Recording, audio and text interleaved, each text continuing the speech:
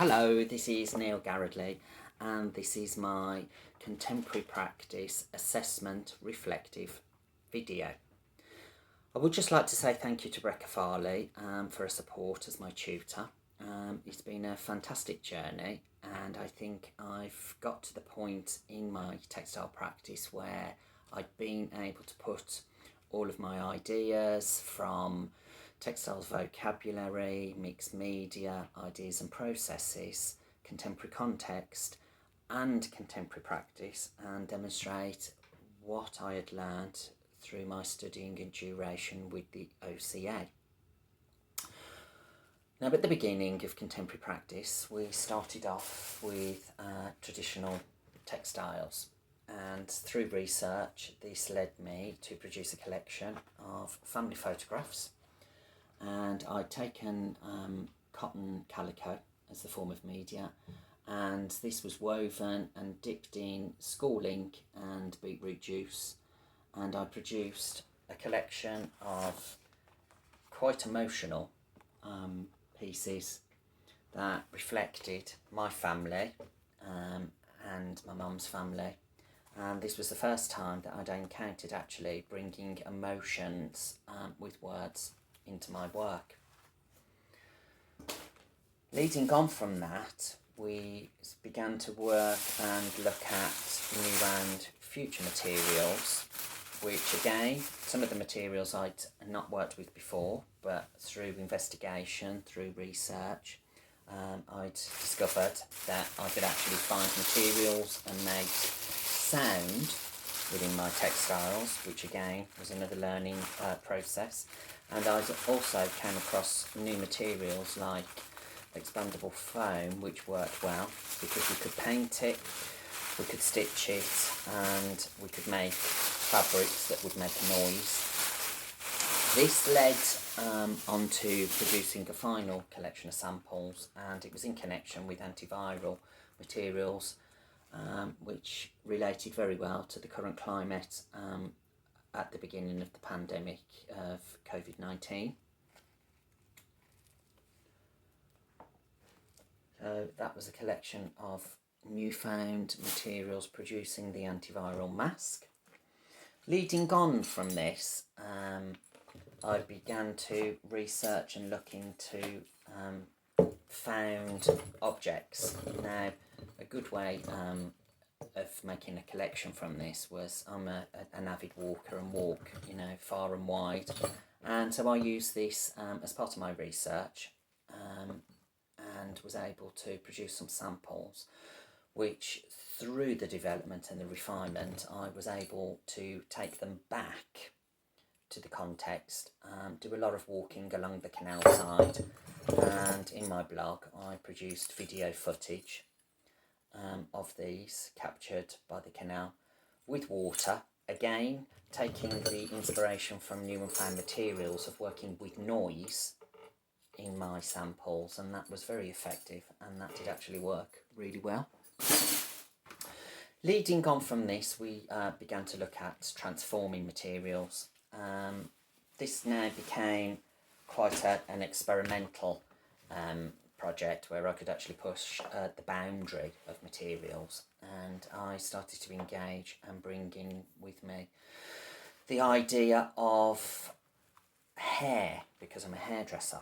So I produced a collection of woven hair, real hair, synthetic hair, and started to look at Harris tweed woven hair tweed.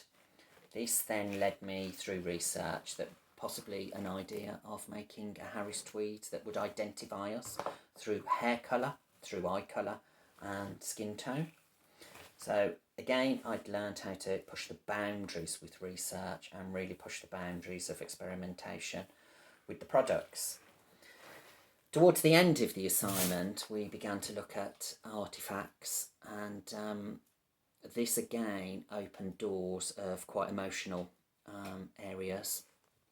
I'd started to research into the school reports and began to discover that, even though I'd identified it from early on within my studies, my dyslexia Through this research and experimentation, the personal archive with the school reports gave me the opportunity, through the guidance of Rebecca, to have a dyslexia test. And we then kind of discovered that I needed the support. I'm a creative learner. I'm visual, very much a visual learner. I'm a visual learner in my hairdressing. So I've also become a visual learner in my textiles.